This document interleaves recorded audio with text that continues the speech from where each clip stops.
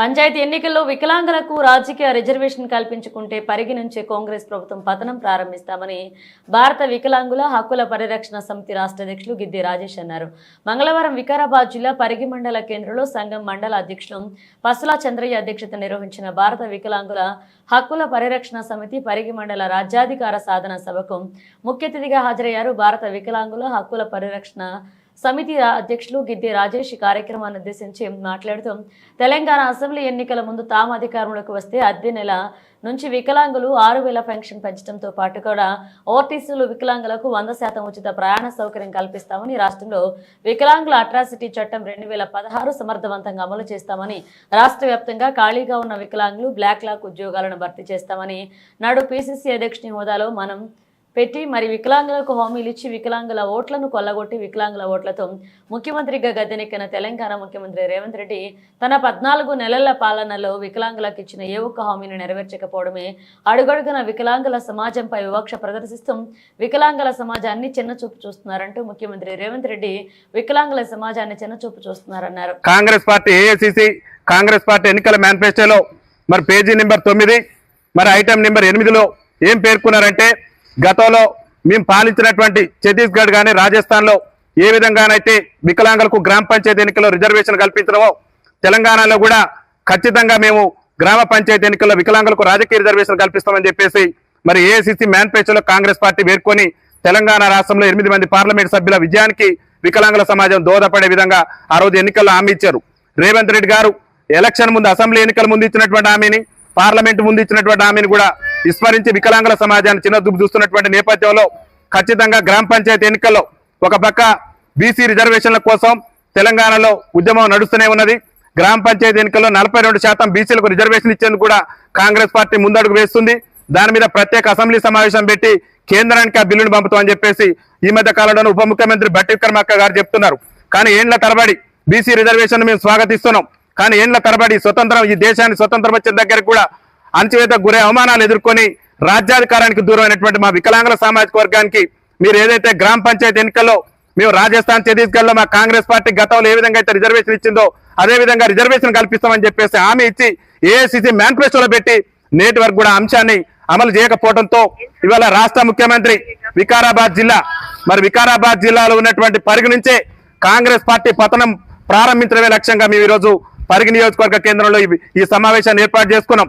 పంచాయతీ ఎన్నికల్లో గనక వికలాంగులకు జనాభా తమాషా ప్రకారం ఏఐసిసి ఎన్నికల మేనిఫెస్టోలో చెప్పిన విధంగా రాజకీయ రిజర్వేషన్ కనుక కల్పించకుంటే ఈ పరిగి నియోజకవర్గం నుంచే కాంగ్రెస్ పార్టీ పతనాన్ని ప్రారంభిస్తామని చెప్పేసి ఈ సందర్భంగా తెలియజేస్తున్నాం. ఎన్నికల్లో చెప్పిన విధంగా తక్షణమే వికలాంగుల పింఛన్ 6,000 చేయాలి. రాష్ట్ర ముఖ్యమంత్రి ఏం చెప్పిందంటే రాష్ట్రంలో వికలాంగుల అట్రాసిటీ చట్టాన్ని సమర్థవంతంగా అమలు చేస్తానని చెప్పిండు. ఒక సీనియర్ ఐఏఎస్ అధికారి వికలాంగుల సమాజాన్ని కించపరిచే విధంగా వ్యాఖ్యలు చేస్తే నేటి వరకు కూడా స్మితా సబర్వాల్ మీద చర్యలు తీసుకోలేదు. రేవంత్ రెడ్డి గారు ముఖ్యమంత్రి అయిన కాంచి కూడా వికలాంగుల సమాజాన్ని అడుగడుగున వివక్ష చూపుతున్నాడు. వికలాంగుల దినోత్సవం డిసెంబర్ 3న క్రీడా రంగానికి గత ముఖ్యమంత్రి కేసీఆర్ గారు ప్రతి జిల్లాకు 70,000 కేటాయిస్తే ఆ 70,000 ఉన్నటువంటి దాన్ని 50,000 కుదించి వికలాంగుల సంక్షేమం పట్ల వికలాంగుల పట్ల చిన్నచూపు చూసినటువంటి ముఖ్యమంత్రి ఈ రాష్ట్రంలోనే కాదు ఈ దేశంలోనే వికలాంగుల పట్ల వివక్ష చూపుతున్నటువంటి ముఖ్యమంత్రి ఎవరైనా ఉన్నారంటే అది రేవంత్ రెడ్డి. కాబట్టి రేవంత్ రెడ్డి గారికి ఖబర్దారి పరిగి వేదిక నుంచి చెప్తున్నా, మీ కాంగ్రెస్ పార్టీ పతనం పరిగి నుంచే ప్రారంభిస్తున్నాం. తెలంగాణ రాష్ట్ర వ్యాప్తంగా 119 నియోజకవర్గాల్లో కూడా కాంగ్రెస్ పార్టీ ఎన్నికల ముందు ఇచ్చినటువంటి హామీలు నెరవేర్చేంత వరకు కూడా మేము అవిశ్రాత్మంగా పోరాటం చేసినా సరే రేవంత్ రెడ్డి ప్రభుత్వాన్ని ఇంటిబాట పట్టించేంత వరకు కూడా మా హామీలు అమలు చేస్తూ ఇంటిబాట పట్టడం ఈ రాష్ట్ర ముఖ్యమంత్రి తేల్చుకునే విధంగా పెద్ద ఎత్తున ఉద్యమ కార్యాచరణ చేస్తున్నాం. గ్రామ స్థాయి నుంచి పటిష్టమైనటువంటి సంఘాన్ని ఏర్పాటు చేసుకొని పటిష్టంగా తెలంగాణ రాష్ట్రంలోని అతి త్వరలోనే సచివాలయాన్ని కూడా ముట్టడిస్తాం. ఒక పక్క మేము విజ్ఞప్తులు చేస్తున్నాం, మా సంఘాల ప్రతినిధులు రాజకీయ రిజర్వేషన్ కల్పిస్తారని మీరు ఎన్నికల మేనిఫెస్టోలో చెప్పారు, ఆ అంశాన్ని పరిశీలనకు తీసుకోమని చెప్పేసి ఈ మధ్యనే మా వికలాంగుల సంఘాల ప్రతినిధులు మరి పిసిసి అధ్యక్షులు ఉన్నటువంటి మహేష్ కుమార్ గౌడ్ గారు కానివ్వండి, వికలాంగుల సంక్షేమ శాఖ మంత్రికి ఉన్నటువంటి సీతక్క గారికి కూడా మేము విజ్ఞప్తులు చేసినాం. మా విజ్ఞప్తులను కేవలం విజ్ఞప్తుల మాదిరిగానే చూస్తున్నారు కానీ మా సమస్యల పరిష్కారానికి ప్రభుత్వ యంత్రాంగం కానీ పార్టీ యంత్రాంగం కానీ మరి ప్రజాప్రతినిధులు ఎవరు కూడా లెక్క చేయనటువంటి నేపథ్యంలో మేము రాజ్యాధికారం సాధిస్తేనే మా బతుకులు బాగుపడతాయని చెప్పేసి ఈ రోజు పరిగి నియోజకవర్గంలో ఈ సమావేశాన్ని ఏర్పాటు చేసుకున్నాం. పరిగిలోనే కాదు తెలంగాణ రాష్ట్ర వ్యాప్తంగా ఉన్నటువంటి 540 మండల కేంద్రాలలో కూడా రాజ్యాధికార సాధనా సభల పేరిట ఈ రాష్ట్ర ప్రభుత్వం మెడలు వంచే విధంగా మా యొక్క రాజ్యాధికార సాధన ఉద్యమాన్ని ప్రారంభించి గ్రామ పంచాయతీ ఎన్నికల్లో తెలంగాణ రాష్ట్రంలో జనాభా తమాషా ప్రకారం రాజకీయ రిజర్వేషన్ కల్పించేంత వరకు కూడా కాంగ్రెస్ పార్టీ మీద మా యొక్క పోరాటాన్ని కొనసాగిస్తామని చెప్పేసి ఈ సందర్భంగా తెలియజేస్తున్నాం. రేవంత్ రెడ్డి గారు అధికారంలోకి రాకముందు పిసిసి అధ్యక్షుని హోదాలో మా కాంగ్రెస్ పార్టీ తెలంగాణలో అధికారంలోకి వస్తే అధికారంలోకి వచ్చినటువంటి అదే నెల నుంచి వికలాంగుల పింఛన్ 6,000 రూపాయలు చేస్తామని చెప్పిండు. కాంగ్రెస్ పార్టీ అధికారంలోకి వస్తే వికలాంగులకు ఆర్టీసీలో 100% రాయితీతో ఉచిత ప్రయాణ సౌకర్యం కల్పిస్తామని చెప్పిండు. తెలంగాణ రాష్ట్రంలో కాంగ్రెస్ పార్టీ అధికారంలోకి వస్తే వికలాంగుల బ్యాక్లాగ్ ఉద్యోగాలు భర్తీ చేస్తామని చెప్పిండు. తెలంగాణ రాష్ట్రంలో వికలాంగుల సంక్షేమ శాఖను మహిళా శిశు సంక్షేమ శాఖ నుంచి వేరు చేసి ప్రత్యేక శాఖ ఏర్పాటు చేస్తామని చెప్పేసి ఆనాడు పిసిసి అధ్యక్షుని హోదాలో రేవంత్ రెడ్డి గారు చెప్పిండు. ఇక పార్లమెంట్ ఎన్నికల సమయంలో ఏం చెప్పిందంటే, పార్లమెంట్ ఎన్నికల సమయంలో అఖిల భారత కాంగ్రెస్ పార్టీ ఏఐసిసి ఎన్నికల మేనిఫెస్టోలోని వాళ్ళు స్పష్టంగా చెప్పారు. ఏం చెప్పారంటే, గతంలో రాజస్థాన్ ఛత్తీస్గఢ్ లో మా కాంగ్రెస్ పాలిత రాష్ట్రాలకు ఉన్నటువంటి రాజస్థాన్ ఛత్తీస్గఢ్లలో మేము వికలాంగులకు గ్రామ పంచాయతీ ఎన్నికల్లో రాజకీయ రిజర్వేషన్ కల్పించమని చెప్పేసి చెప్పారు. ఆ రాజకీయ రిజర్వేషన్ పార్లమెంట్ ఎన్నికల్లో మాకు గనక తెలంగాణలో అవకాశం కల్పిస్తే గ్రామ పంచాయతీ ఎన్నికల్లో రాజస్థాన్ ఛత్తీస్గఢ్ తరహాలోనే వికలాంగులకు తెలంగాణలో కూడా రాజకీయ రిజర్వేషన్ కల్పిస్తామని చెప్పేసి కాంగ్రెస్ పార్టీ జాతీయ ఎన్నికల మేనిఫెస్టోలోనే కాంగ్రెస్ పార్టీ నాయకులు మరి పెట్టారు. పెట్టిన తర్వాత ఇవాళ ఏం చెప్తున్నారు, తెలంగాణలో ముఖ్యంగా ఇవాళ బీసీ రిజర్వేషన్ల గురించి అన్ని రాజకీయ పార్టీలు మాట్లాడుతున్నాయి, అందరు ఎమ్మెల్యేలు మాట్లాడుతున్నారు, అందరు మంత్రులు మాట్లాడుతున్నారు. బీసీల రిజర్వేషన్ ఇచ్చేందుకు కూడా ప్రభుత్వం సిద్దమవుతున్నది. కానీ వికలాంగుల సమాజం అట్టడుగు నుండి దుర్భర జీవితాలు గడుపుతూ తెలంగాణ రాష్ట్రంలో 30 లక్షల మంది వికలాంగులు సకలాంగుల పాలకుల చేత వంచించబడి వికలాంగుల సంక్షేమం కుంటుపడుతుంటే మాకు కూడా రాజ్యాధికారంలో భాగస్వామ్యం కావాలని చెప్పేసి ఇవాళ ఈ పరిగి మండల కేంద్రంలో రాజ్యాధికార సాధన సభను పెట్టినాం. రాజ్యాధికార సాధన అంటే చట్టసభలలో పంచాయతీ నుంచి మొదలు పెడితే పార్లమెంట్ వరకు మాకు కూడా రాజకీయ రిజర్వేషన్ కల్పించాలి. విద్యా ఉద్యోగ రంగాల్లో రిజర్వేషన్ ఉండబట్టే వికలాంగుల సమాజానికి ఉద్యోగ అవకాశాలు వస్తున్నాయి, విద్యలో చదువుకోవడానికి అవకాశాలు వస్తున్నాయి. కానీ రాజకీయ రంగంలో అవకాశం లేకపోవడం వల్ల మా ఓట్లతో గద్దెనెక్కినటువంటి సకలాంగుల ప్రజాప్రతినిధులు తెలంగాణ రాష్ట్ర అసెంబ్లీలో 119 మంది ఎమ్మెల్యేలు ఉంటే ఏ ఎమ్మెల్యే కూడా కనీసం అసెంబ్లీలో 0 ఓవర్లో కూడా మా వికలాంగుల జాతి బిడ్డల సమస్యల గురించి మాట్లాడట్లేదు. ఈ పరిగిలో ఎమ్మెల్యే రామ్మోహన్ రెడ్డి గారు ఉన్నారు.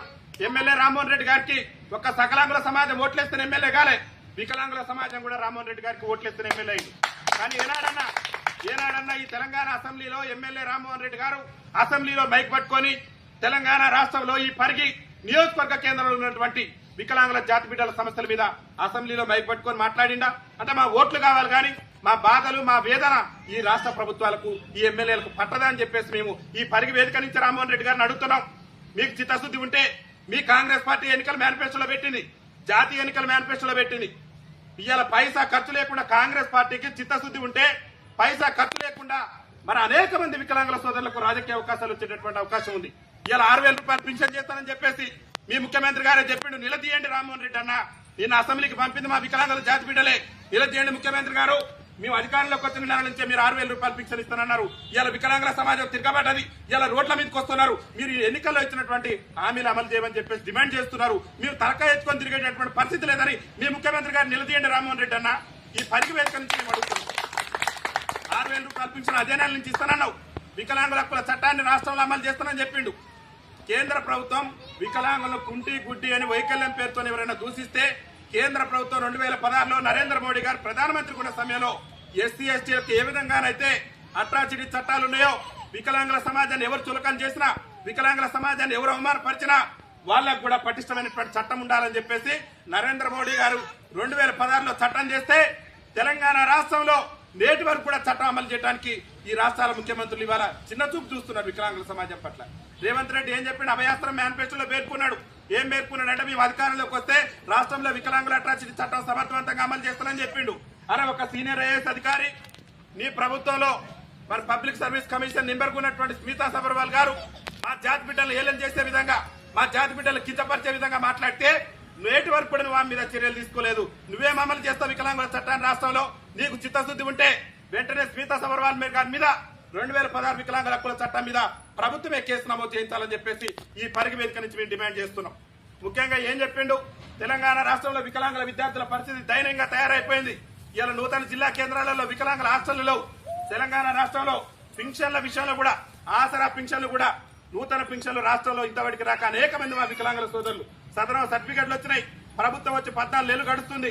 కనీసం ఆన్లైన్ లో కనీసం మరి ఆ సర్వర్ కూడా ఇవ్వకుండా మా వికలాంగులు ఇబ్బంది గురి చేస్తున్నారు. కాబట్టి దయచేసి ఆ నూతన పింఛన్లు కూడా వెంటనే విడుదల చేయాలి. నూతన పింఛన్లు విడుదల చేయడంతో పాటు ఆన్లైన్ లో ఏదైతే పింఛన్ దరఖాస్తు చేస్తున్నటువంటి సర్వర్ ఉందో ఆ సర్వర్ ను కూడా విడుదల చేయాలని చెప్పేసి కూడా ఈ పరిగి వేదిక నుంచి మేము డిమాండ్ చేస్తున్నాం. రాష్ట్ర ముఖ్యమంత్రి తాడో పేరో తేల్చుకునేందుకే ఈ పరిగి నియోజకవర్గ కేంద్రం నుంచే కాంగ్రెస్ పార్టీ పత్రం ప్రారంభించేందుకు మేము సిద్ధమవుతున్న వికలాంగుల సమాజం.